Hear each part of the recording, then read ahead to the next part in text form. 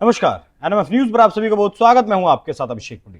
बिहार में चुनावी तारीखों का ऐलान हो चुका है, सीटों का बंटवारा भी हो चुका है और कई पार्टियों ने अपने उम्मीदवारों की लिस्ट भी जारी कर दी है।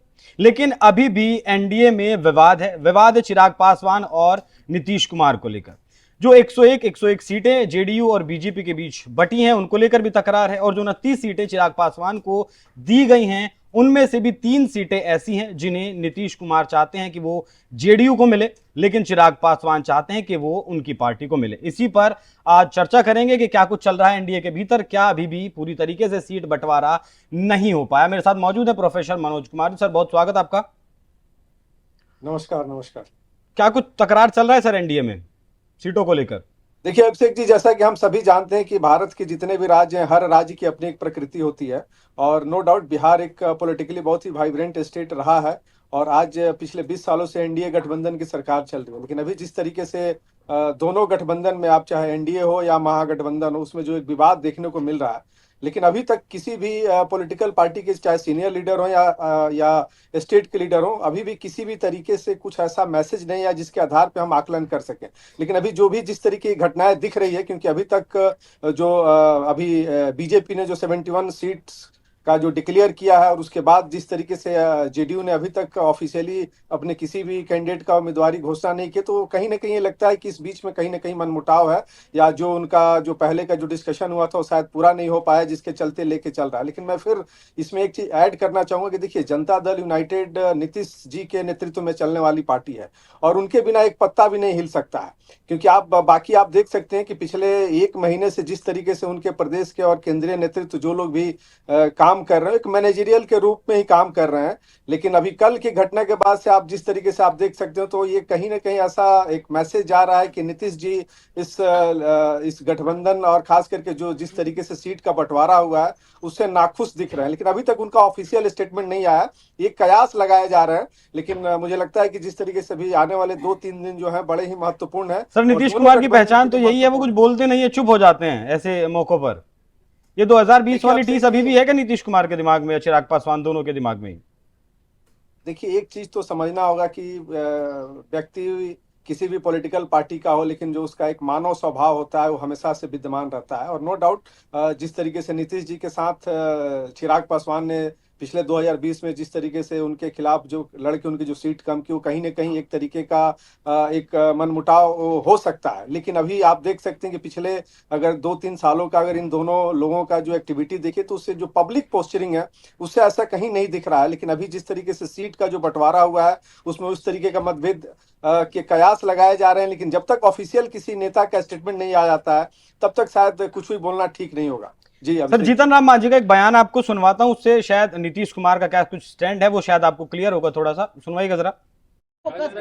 उनका गुस्सा एकदम जायज है, मैं उनके गुस्सा से सहमत हूँ। जब डिसीजन हो गया है, तब फिर जदयू के सीट पर कोई दूसरा क्यों सिंबल दे रहा है? और हम उनसे सहमत होते हुए हम भी जो बोध गया से पार्टिकुलर नेता का जो सीट मिला है वहाँ, और मखदुमपुर से जो सीट मिला है वहाँ भी हम अपना लोगों को सिंबल दे रहे हैं। यानी कि चिराग के उम्मीदवार के खिलाफ हम नाम नहीं जानते हैं, लेकिन हम नीतीश कुमार जी के स्टेप से सहमत होते हुए हम भी 2 जगह अपना सिंबल दे रहे हैं। उम्मीदवारों की लिस्ट तय हो गई है? हाँ, तय हो गई। स्थिति बनी हुई है अभी बिहार की, बिहार में क्या कहिए? एकदम एनडीए हम लोग जीतेंगे बहुत बहुमत से। लेकिन एक दल है जो लगातार प्रेशर बना रहा है एनडीए पर। एगो से कहा था अकेला चना भाड़ नहीं फोड़ता है। सर देखिए, कई सीटें ऐसी हैं जिसमें चिराग पासवान को जो सीटें दी गई हैं उस पर सिंबल नीतीश कुमार ने दे दिया है।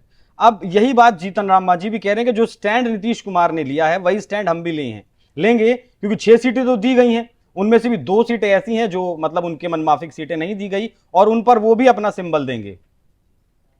देखिए अभिषेक जी, ऑब्वियसली कि जीतन राम मांझी जी का जो स्टेटमेंट है बड़ा ही चिंतनीय है, क्योंकि वो केंद्र में एक कैबिनेट मंत्री के रूप में काम कर रहे हैं और एनडीए के गठबंधन के एक मेजर एलाई हैं। और उनका इस तरीके का पब्लिक स्टेटमेंट आना ऑब्वियसली कि ये दिखाता है कि अंदर में कुछ चीज़ें ठीक नहीं हो रही है। लेकिन मैं फिर ये कहना चाहूँगा कि देखिए, ऑब्वियसली कि अगर जब कोई भी गठबंधन बनता है, आप एक एक सीट पर चर्चा करते हैं, कौन सी पार्टी कहाँ पर लड़ेगी, किसका सिटिंग एमएलए है, और कहाँ पे हमारी पिछला जो स्कोर हमारा रहा है वो किस तरीके का रहा। तो मुझे लगता है कि इन सारी चीज़ों में कहीं ना कहीं कमी रही है। तो इस कमी का अगर हम देखें, हम लोग चर्चा कर रहे हैं आज इस विषय पे, नो डाउट इसमें जो लोग भी मीडिएट कर रहे थे जेडीयू के तरफ से, वो कहीं ना कहीं उन्होंने एक तरीके से नीतीश जी को गुमराह करके रखा, और इसीलिए शायद नीतीश जी इस चीज को लेकर नाखुश हैं, और जिस तरीके से मीडिया में रिपोर्ट आ रही हैं वो एक अच्छे संकेत नहीं दे रहे हैं। तो मुझे लगता है कि इस पे जो खास करके भारतीय जनता पार्टी की जो केंद्रीय नेतृत्व है और जो अभी इस चुनाव को देख रहे हैं, उनको बड़ा ही सही तरीके से इसको एग्जीक्यूशन करना चाहिए, क्योंकि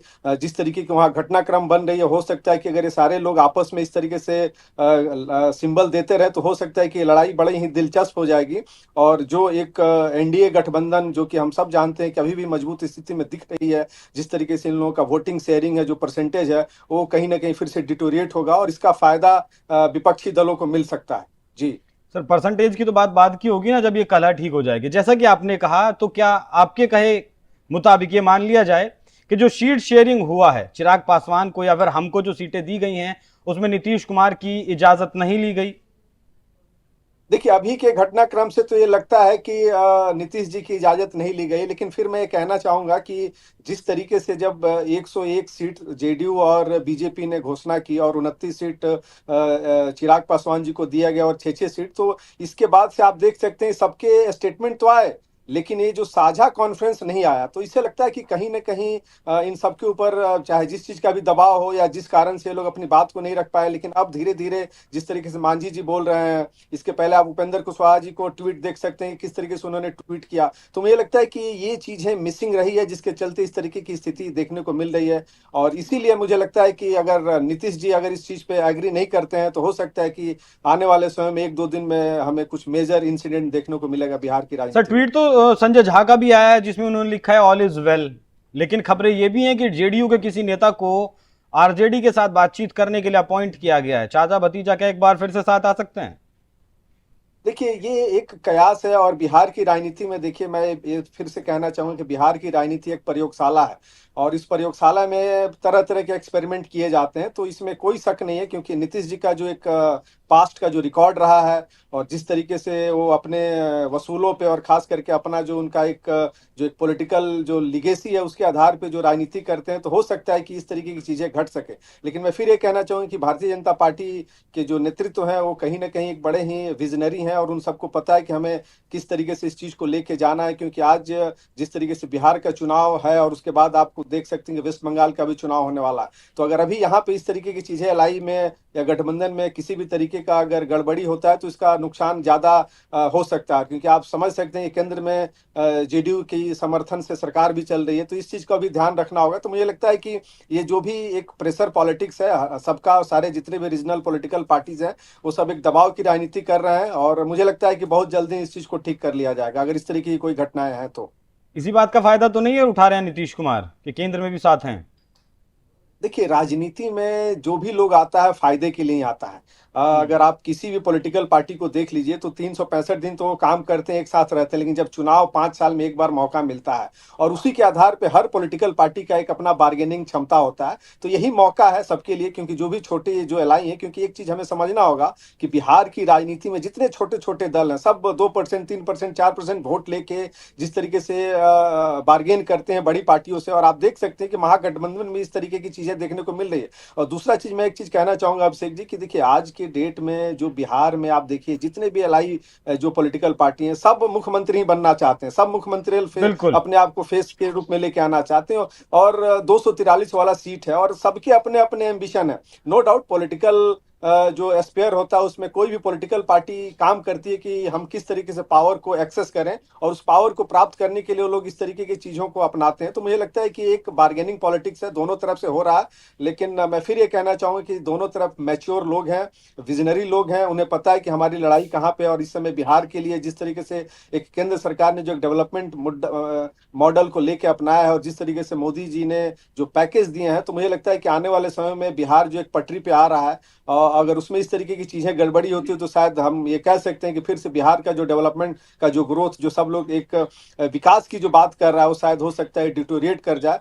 तो मैं ये कहना चाहूंगा बिल्कुल सर, उस पर तो 14 नवंबर के बाद बात करेंगे जब नतीजे आ जाएंगे कौन मुख्यमंत्री कुर्सी पर बैठेगा। बाकी फिलहाल जुड़ने के लिए आपका बहुत बहुत धन्यवाद। बाकी दर्शकों, आप ये बताइएगा कि जिस तरीके से फिलहाल एनडीए में तकरार चल रही है, क्या एक बार फिर से चाचा भतीजे के साथ जा सकते हैं? नमस्कार।